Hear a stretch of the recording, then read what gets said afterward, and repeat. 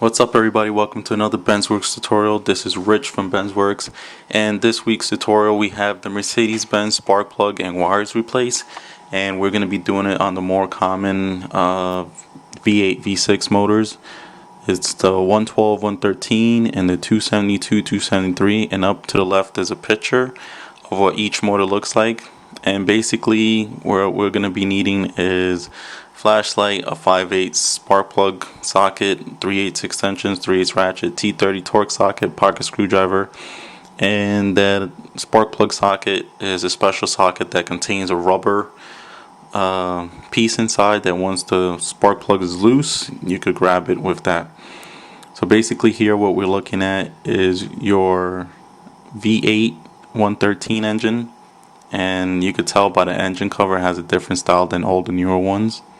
So basically your V6 and V8 models look exactly like this with the same type of engine cover. So first thing you do is start removing the engine cover. As you can see, you take out the two bellows on the side, and then you take the front piece off like I previously did. And then what you're going to want to watch out is for all these little clips here. So now we're going to remove the back side of the engine cover, and these are just held in place with some clips that you have to push down on. So now that we got the engine cover completely off, we're going to be looking at here is a setup is going to consist of a coil and two wires and two spark plugs. So for your 112 113 engines, you have a setup of one coil, two wires, two spark plugs. So that makes it, if you have a V8, it's 16 spark plugs, 16 wires. A V6, 12 plugs, 12 wires. And here I have a little layout showing you exactly what's there. And if you notice in the middle, there's a hole, and that's what holds the coil onto the valve cover. Alright, so here, first thing you do, if you're going to be changing the spark plugs and possibly changing your wires as well, you get your T30 socket. It's a 3/8 socket. And then you loosen it. You loosen the bolt in the middle that holds the coil in place. And this is what it looks like. So now the trick to this, so you don't get lost, is I don't completely disconnect the wires that go to that coil, just so I know that that one's going to be powering cylinder 1. So what I do here is I get my door clip tool. You could also use anything that has a 45-degree angle like the door clip tool does. And you see right there, I just pry against it and at the same time pull the resistor end or the spark plug wire. You're going to want to do that because if you try to pull it, you're going to pull the wire out of the spark plug, or the spark plug wire will actually come apart. So what you do is you just pry against it and at the same time pulling it. So here I'm going to show you a couple things.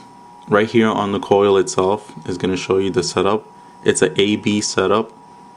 You see right there on the top it says that one is designated as A and the bottom one is designated as B. So what does that mean exactly? Well, I'm going to show you in a second here. If you look at these wires, these are only with manufacturer wires, OEM wires. You see the label G and L. Each spark plug wire is labeled differently, and this is, I haven't seen these on aftermarket ones, but if you have factory ones and you bought factory ones, and here on the valve cover you notice it says G goes to B, A goes to L, and then if you notice in the middle there it shows a 1. That's saying that that's cylinder 1, and B goes to G and A goes to L. That's just something to notice in case you pull out all these wires and you forget where they go. That's going to tell you right there. So now I proceed on to remove the spark plug itself. And I'm using my 3/8 extension. This is a regular, I think 3-inch extension. You might need different sizes for this one, but I think you should be alright with that one. So now I remove the spark plug. If you notice there, that one's actually a pretty bad spark plug and it needs to be changed. These spark plugs should be changed every 5 years or 100,000 miles. So I put that back in its place. Now remember, I didn't take off the other side or any other ones, but pretty much I'm showing you the basic procedure to taking them out. And remember, there's 2 per cylinder, so you will have to take off the other one as well. And then what you would do is just continue doing what I did, and keep doing it to each one. Don't disconnect the coil from its wire harness. And then here's a little quick tip on reinstalling this. You're going to want to get some type of silicone spray.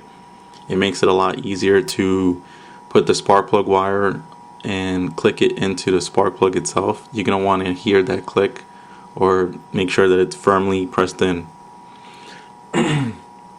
And then once again, just look at the destination for each spark plug wire. It's going to say GL or anything from H, whatever it might be, and you want to put it in the right hole there. So now here is your 272, 273 motors. As you can see, the engine cover is different. This is actually a V6. This is our, not the latest model engines, but this is the previous one. Now we have a direct injection engine. And this one, basically what you do is the same thing, is take the bellows on both sides off. This was actually kind of hard to do because I didn't have help, so I actually had to hold the camera and at the same time try to take these off and try to keep the camera steady as possible. Alright, so there, you take the engine cover off, release that clip. Alright, so now that you got the engine cover off, as you can see, I kind of dislocated that clip, but that's because I was holding the camera at the same time. So here we go. This is a different setup. This is 1 coil, 1 spark plug for each cylinder. This has what's called a coil over the spark plug. Not like the previous one that had one coil, 2 wires.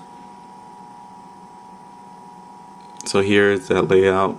Ignition coils, 272, 273. So first thing I do is I can take my pocket screwdriver. I push up on the clip and then press it down, same time removing the harness. And then we're going to go back to this one, which is a T30 socket. The ignition coil itself is held in by these 2 T30 sockets. Oh, not sockets, but these 2 T30 bolts. So I loosen them there, and then I use my gun to take them out completely. Alright, so now taking out the 2 bolts. Here's a quick view of what they look like. So now the coil is loose. You pull up on it, coil, wire, all in one. These don't really go bad that often. I really haven't seen any. So I take my 3/8, my 5/8 spark plug socket, my long extension, take the plug out,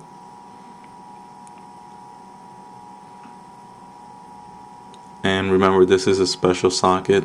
You're gonna have to ask for a spark plug socket because you can see how it holds the spark plug in. There's actually a rubber socket, a rubber tube in there that holds it in place. So now, basically that's what you do. You take it out, you replace the spark plug, do it to each one.